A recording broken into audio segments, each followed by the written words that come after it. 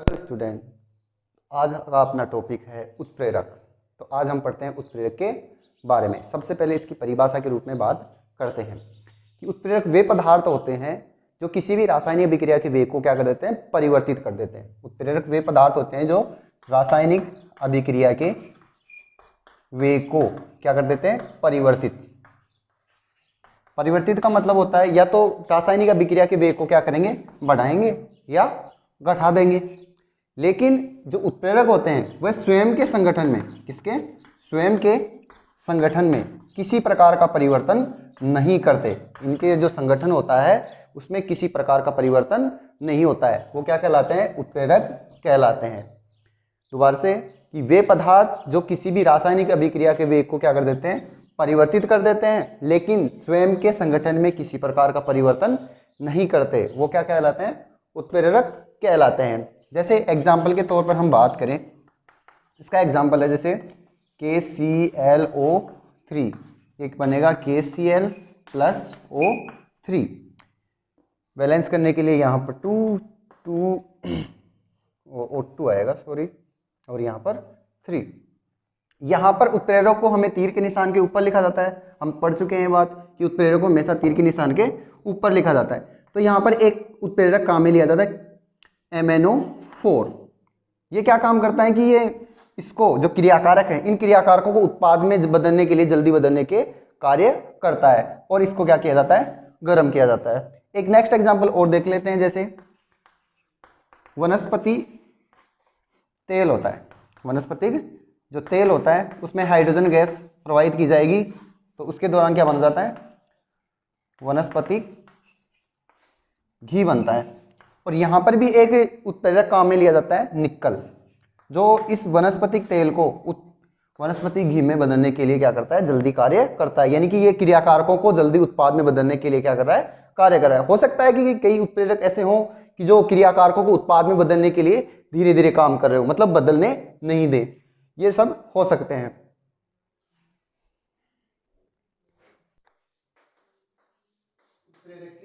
प्रकारों की बात करते हैं। अब देखो, उत्प्रेरक भी दो तरीके से हम बात करें कि उत्प्रेरक के प्रकार की। एक तो भौतिक अवस्था के अकॉर्डिंग, भौतिक अवस्था के आधार पर, और एक क्रिया के आधार पर, अगर भौतिक अवस्था के आधार पर उत्प्रेरक के प्रकार की बारे में बात करते हैं तो भौतिक अवस्था के अकॉर्डिंग उत्प्रेरक दो प्रकार के होते हैं। एक तो समांगी उत्प्रेरक और एक होता है विषमांगी उत्प्रेरक। विषमांगी उत्प्रेरक, इसकी डेफिनेशन की बात करें, समांगी सबसे पता चल रहा है, समांगी मतलब समान अवस्था होगी, यानी जहां पर क्रियाकारक, उत्प्रेरक और उत्पाद की तीनों की अवस्था क्या होती है, समान हो। अगर क्रियाकारक ठोस अवस्था में है तो उत्प्रेरक और उत्पाद भी क्या होंगे, ठोस अवस्था में होते हैं, तो वह ऐसे उत्प्रेरक क्या कहलाते हैं, समांगी। विषमांगी के बारे में बात करें तो विषमांगी का मतलब क्या हो गया, जिसकी अलग अलग अवस्था होगी, यानी क्रियाकारकों और उत्प्रेरक की क्या होगी, अलग अलग अवस्था हो सकती है। क्रिया के आधार पर अगर बात करें तो क्रिया के आधार पर उत्प्रेरक चार प्रकार के होते हैं। धनात्मक उत्प्रेरक, धनात्मक उत्प्रेरक, दूसरा ऋणात्मक उत्प्रेरक,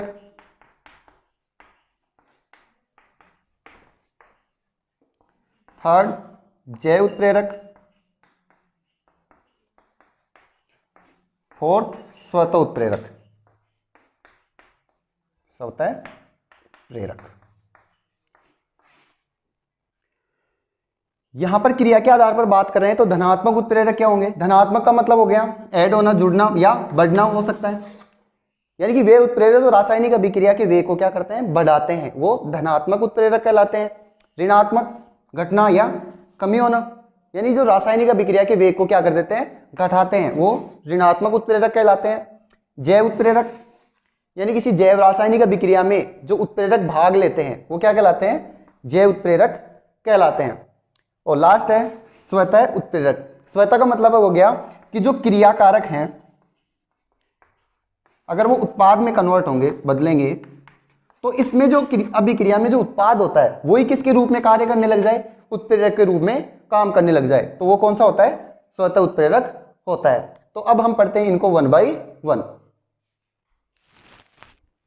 सबसे पहले हम पढ़ते हैं भौतिक अवस्था के आधार पर उत्प्रेरक के प्रकार। इसमें सबसे पहला है धनात्मक उत्प्रेरक। धनात्मक का मतलब जो क्या करेगा, रासायनिक अभिक्रिया के वेग को बढ़ाएगा, यानी कि वे उत्प्रेरक जो किसी भी रासायनिक अभिक्रिया के वेग को क्या करते हैं, बढ़ाते हैं, वो क्या कहलाते हैं, धनात्मक उत्प्रेरक कहलाते हैं। तो सबसे पहले देखते हैं भौतिक अवस्था के आधार पर उत्प्रेरक के प्रकार। उत्प्रेरक के प्रकार में सबसे पहले हम देखते हैं समांगी उत्प्रेरक। तो समांगी उत्प्रेरक क्या होगा, जिसमें ऐसी रासायनिक अभिक्रिया जिसमें क्रियाकारक उत्पाद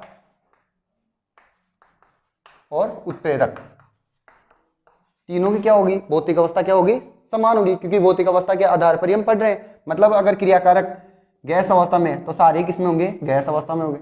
अगर ठोस में है तो तीनों ही क्या होंगे, ठोस अवस्था में होंगे। अगर द्रव्य अवस्था में है तो तीनों की तीनों ही क्या होंगे, द्रव्य अवस्था में होंगे। जैसे कि एक एग्जाम्पल लेते हैं अपन। एग्जाम्पल के तौर पर SO2 यानी सल्फर डाइऑक्साइड की अभिक्रिया ऑक्सीजन के साथ करवाते हैं तो सल्फर ट्राई ऑक्साइड बनता है। बैलेंस करने के लिए यहाँ पर 2 लगा दिया और यहाँ पर 2 लगा दिया, 3 दूनी 6, ठीक है। और यहाँ पर एक उत्प्रेरक काम में लिया जाता है NO। यहाँ पर जो सल्फर डाइऑक्साइड है वो भी गैस अवस्था में होता है, ऑक्सीजन भी गैस अवस्था में होती है, और यहाँ पर जो उत्प्रेरक काम में ले रहे हैं वो भी गैस अवस्था में, और ये भी क्या बनती है, गैस। यानी कि तीनों की भौतिक अवस्था क्या है, इसमें समान है। यहाँ पर क्रियाकारकों की भी देखो भौतिक अवस्था समान है, उत्प्रेरक की भी समान है और उत्पाद की भी समान है।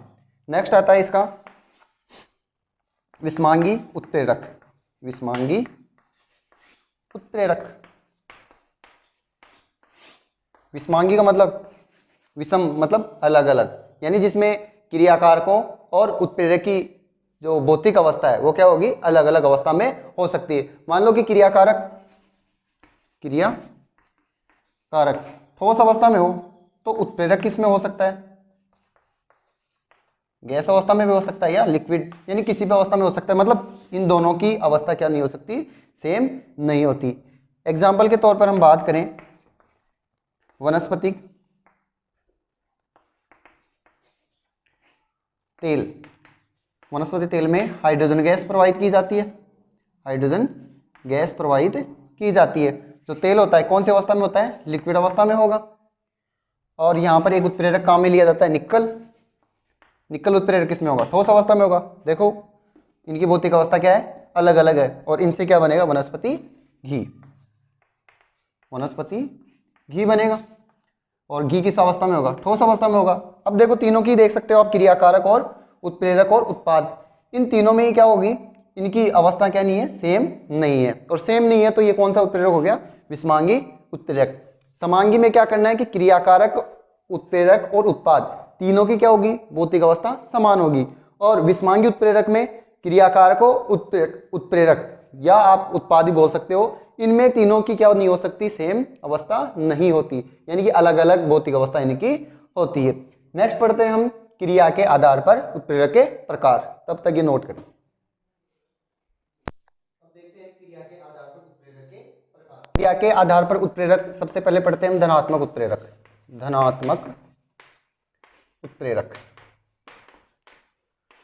नाम से पता चल रहा है धनात्मक का मतलब बढ़ना, यानी ये किसी भी रासायनिक अभिक्रिया में उत्प्रेरक भाग लेंगे और उसके वेग को क्या कर देंगे, ये बढ़ा देंगे। यानी कि वे उत्प्रेरक जो किसी भी रासायनिक अभिक्रिया के वेग को क्या कर देते हैं, बढ़ा देते हैं, वह कहलाते हैं धनात्मक उत्प्रेरक। एग्जाम्पल के तौर पर हम बात करें पोटेशियम क्लोरेट देखते हैं, KClO3। पोटेशियम क्लोरेट में उत्प्रेरक काम में लिया जाता है MnO4, और यहाँ पर बन जाता है KCl + O2, यहाँ पर 3, यहाँ पर 2, बैलेंस करने के लिए। यहाँ पर जो ये उत्प्रेरक काम में लिया जा रहा है, ये क्या कर रहा है, इस रासायनिक अभिक्रिया के वेग को बढ़ा रहा है, यानी क्रियाकारकों से उत्पाद का निर्माण क्या कर रहा है, ये जल्दी करवा रहा है। दूसरी ओर बात करें हम दूसरे प्रकार की, ऋणात्मक उत्प्रेरक। ऋणात्मक उत्प्रेरक, ऋणात्मक नाम से पता चल रहा है घटाएगा, यानी ये किसी भी रासायनिक अभिक्रिया के वेग को क्या करता है, घटाता है। वे उत्प्रेरक जो किसी भी रासायनिक अभिक्रिया के वेग को क्या करते हैं, घटा देते हैं, वे ऋणात्मक उत्प्रेरक कहलाते हैं। एग्जाम्पल के तौर पर जैसे हाइड्रोजन पेरोक्साइड होता है, हाइड्रोजन पेरोक्साइड में कुछ मात्रा में ग्लिसरॉल मिलाया जाता है ताकि उसका अपघटन धीरे हो। हाइड्रोजन पेरोक्साइड का फॉर्मूला हो जाएगा H2O2। इसमें क्या मिलाई जाएगी? ग्लिसरॉल। ग्लिसरॉल मिलाई जाएगी और किसका निर्माण हो जाएगा? जल का निर्माण हो जाएगा, प्लस ऑक्सीजन के रूप में टूट जाएगा। बैलेंस करने के लिए यहाँ पर 2 और यहाँ पर 2, 2 दूनी 4, ठीक है, संतुलित है। यहाँ पर ग्लिसरॉल किस काम में ले रहे हैं कि ये हाइड्रोजन पेरोक्साइड है, इसको अपघटित करने में क्या कर रहा है, ये अपघटित न हो, इसके लिए इसमें क्या मिलाया जा रहा है? ग्लिसरॉल मिलाया जा रहा है ताकि इसका हाइड्रोजन पेरोक्साइड का अपघटन न हो। तो नोट करें इसे। नेक्स्ट है जैव उत्प्रेरक। जैव उत्प्रेरक किसे कहते हैं?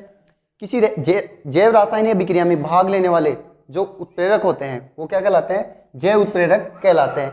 इन्हें साधारण भाषा में आप एंजाइम भी बोल सकते हो, क्योंकि एंजाइम ही क्या करते हैं? एक उत्प्रेरक के रूप में कार्य करते हैं एंजाइम।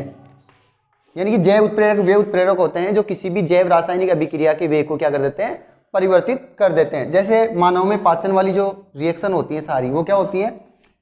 जैव उत्प्रेरक होती है। जैसे माल्टोज को ग्लूकोज में कन्वर्ट किया जाता है, बदलता है ये ग्लूकोज, तो इसके लिए एक एंजाइम काम में लिया जाता है माल्टेज।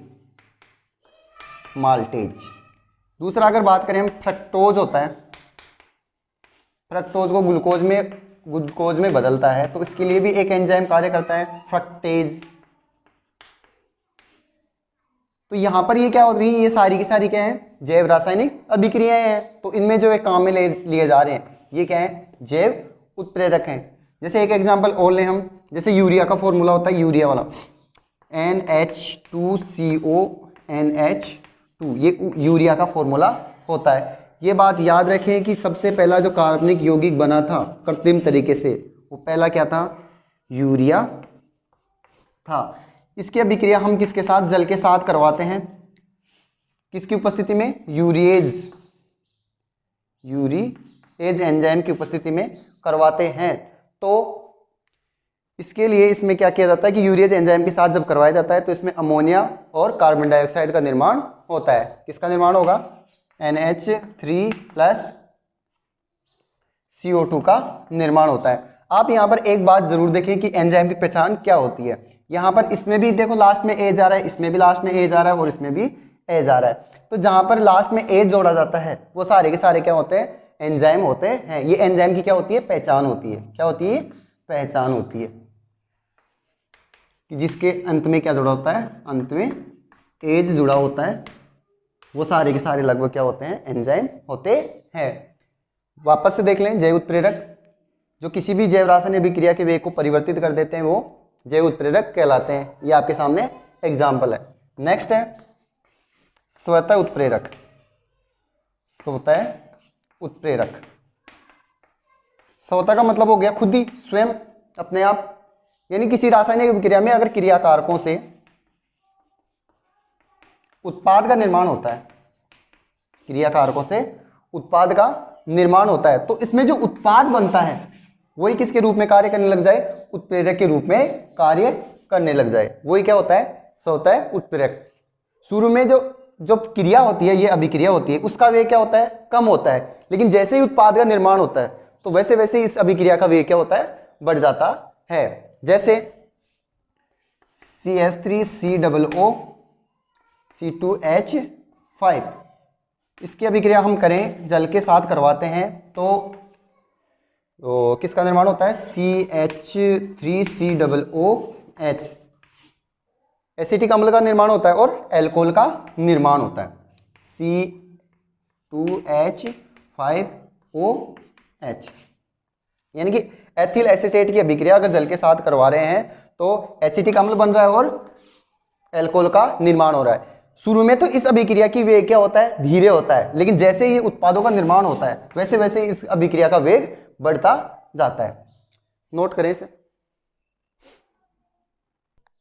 आपने उत्प्रेरक के प्रकार के बारे में पढ़ लिया, लेकिन कुछ पदार्थ ऐसे भी होते हैं जो उत्प्रेरक की क्रियाशीलता को भी प्रभावित करते हैं। और उत्प्रेरक की क्रियाशीलता को प्रभावित करने वाले जो पदार्थ होते हैं उनको दो भागों से हम दो प्रकारों से हम पढ़ सकते हैं। एक तो होता है उत्प्रेरक वर्धक, एक तो होता है उत्प्रेरक वर्धक और एक होता है उत्प्रेरक विष। वर्धक, वर्धक का मतलब वृद्धि करने वाला, यानी कि जो रासायनिक वे पदार्थ जो किसी रासायनिक अभिक्रिया में मिलाने पर जो उत्प्रेरक की क्रियाशीलता को भी क्या कर दें, बढ़ा देते हैं। यानी वे पदार्थ होते हैं जो किसी भी रासायनिक अभिक्रिया में मिलाने पर उत्प्रेरक की क्रियाशीलता को भी, उत्प्रेरक की क्रियाशीलता को भी क्या कर देते हैं, बढ़ा देते हैं। क्रियाशीलता को भी बढ़ा देते हैं, उन्हें क्या कहते हैं, उत्प्रेरक वर्धक कहते हैं। यानी ये उत्प्रेरक तो रासायनिक अभिक्रिया का वेग को प्रभावित करेगा ही, लेकिन ये क्या कर रहा है कि इन पदार्थों को मिलाने पर उत्प्रेरक की क्रियाशीलता को भी ये क्या कर रहे हैं, बढ़ा रहे हैं। जैसे एग्जाम्पल के तौर पर हम बात करें N2 प्लस H2 और NH3 बैलेंस करने के लिए 2 और यहाँ पर 3।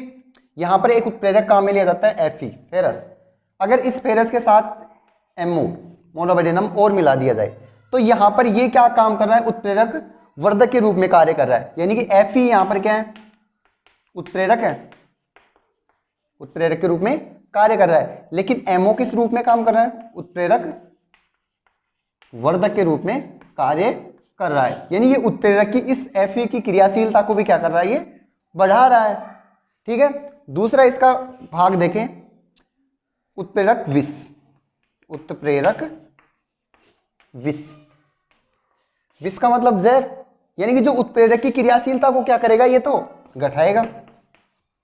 यानी कि वे पदार्थ जो किसी भी रासायनिक अभिक्रिया में मिलाने पर उत्प्रेरक की क्रियाशीलता को भी, क्रियाशीलता को भी क्या कर देते हैं, घटा देते हैं, कम कर देते हैं। वो क्या कहलाते हैं, उत्प्रेरक विष कहलाते हैं। एग्जाम्पल के तौर पर हम बात करें, इसी रिएक्शन की बात करें, अगर हम MO की जगह कार्बन मोनोऑक्साइड यानी मोनोबेडिनम की जगह हम क्या ले लें, कार्बन मोनोऑक्साइड लेते हैं, तो ये क्या किस रूप में कार्य करेगा, उत्प्रेरक विष के रूप में काम करेगा। N2 plus 3H2 NH3 2NH3 Fe क्या है, उत्प्रेरक, और यहाँ पर क्या ले रहे हैं, CO मोनो, वो कार्बन मोनोऑक्साइड। तो यहाँ पर क्या करेगा, Fe तो क्या है, उत्प्रेरक, और CO क्या है, उत्प्रेरक विष, उत्प्रेरक विष के रूप में कार्य करता है। तो आपने जाना कि कुछ उत्प्रेरक की क्रियाशीलता को प्रभावित करने वाले कारक होते हैं, उत्प्रेरक वर्धक और उत्प्रेरक विष। उत्प्रेरक वर्धक तो क्रियाशीलता को बढ़ा देते हैं, उत्प्रेरक की क्रियाशीलता को, रासायनिक अभिक्रिया के वेग को नहीं, सिर्फ किसको, उत्प्रेरक की क्रियाशीलता को। और उत्प्रेरक विष क्या करते हैं, ये उत्प्रेरक की क्रियाशीलता को घटा देते हैं। नोट करें इसे। उत्प्रेरक के गुण देखो, उत्प्रेरक के गुण क्या होते हैं कि जो उत्प्रेरक होते हैं वो रासायनिक अभिक्रिया को शुरू नहीं करते। ये रासायनिक अभिक्रिया को क्या नहीं करते, शुरू नहीं करते, स्टार्ट नहीं करते, शुरू नहीं करते। यह केवल रासायनिक अभिक्रिया के वेग को क्या करते हैं, परिवर्तित करते हैं। वेग को क्या करेंगे, वेग को परिवर्तित करेंगे, परिवर्तित, परिवर्तित, परिवर्तित करेंगे। परिवर्तित का मतलब या तो रासायनिक अभिक्रिया को वेग को बढ़ा देंगे या घटा देंगे। उत्प्रेरक की सूक्ष्म मात्रा ही किसी रासायनिक अभिक्रिया के लिए पर्याप्त होती है। मतलब क्या होती है, सूक्ष्म मात्रा ही, सूक्ष्म मात्रा ही पर्याप्त होती है, पर्याप्त होती है। ठीक है, अलग अलग रासायनिक अभिक्रिया होती है, यानी किसी एक अभिक्रिया के लिए एक ही उत्प्रेरक काम नहीं ले सकते। मतलब एक उत्प्रेरक को हम सभी अभिक्रियाओं में काम नहीं ले सकते। मतलब जो अभिक्रिया होती है उन अभिक्रियाओं के लिए, अलग अलग अभिक्रियाओं के लिए अलग अलग उत्प्रेरक काम में लिया जाता है, अलग अलग उत्प्रेरक काम में लिए जाते हैं, अलग अलग अभिक्रियाओं के लिए, अलग अलग अभिक्रियाओं के लिए, अलग अलग अभिक्रियाओं के लिए अलग अलग उत्प्रेरक काम में लिए जाते हैं। जो उत्प्रेरक की क्रियाशीलता होती है वो एक निश्चित ताप पर क्या होती है, अत्यधिक होती है, निश्चित ताप पर अधिक होती है। और ये जो उत्प्रेरक होते हैं वो ताप द्वारा क्या होते हैं, प्रभावित होते हैं, ताप द्वारा प्रभावित। और जो उत्क्रमणीय अभिक्रिया होती है, अगर और प्रतीप रूप में जो अभिक्रियाएं चलती हैं, जो दोनों दिशाओं में चलती है, या क्रियाकारक से उत्पाद और उत्पाद से क्रियाकारक जो बनते हैं, उन अभिक्रियाओं के लिए उत्प्रेरक समान रूप से कार्य करता है। उत्क्रमणीय अभिक्रिया के लिए समान रूप से कार्य करता है, समान रूप से कार्य करता है। वापस से देख लें, उत्प्रेरक होते हैं वो रासायनिक अभिक्रिया को शुरू नहीं करते हैं, ये केवल रासायनिक अभिक्रिया के वेग को परिवर्तित करते हैं, मतलब वेग को बढ़ा देंगे या घटा देंगे। अभिक्रिया में उत्प्रेरक की सूक्ष्म मात्रा ही पर्याप्त होती है। अलग अलग अभिक्रियाओं के लिए अलग अलग उत्प्रेरक काम में लिए जाते हैं। एक निश्चित ताप पर जो उत्प्रेरक की क्रियाशीलता है वो अत्यधिक होती है, और जो उत्प्रेरक होते हैं वो ताप द्वारा भी क्या होते हैं, प्रभावित होते हैं। और लास्ट है जो उत्क्रमणीय अभिक्रिया होती हैं उनके लिए क्या होता है, ये समान रूप से कार्य करता है। आज के लिए इतना ही, थैंक यू।